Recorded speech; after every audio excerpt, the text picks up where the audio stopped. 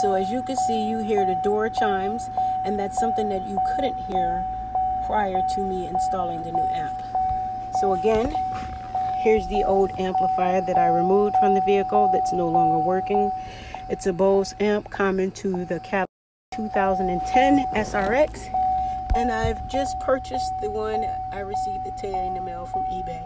$105 for this, ladies. So don't be fooled and listen to the technicians telling you that you have to bring it into the shop and get it.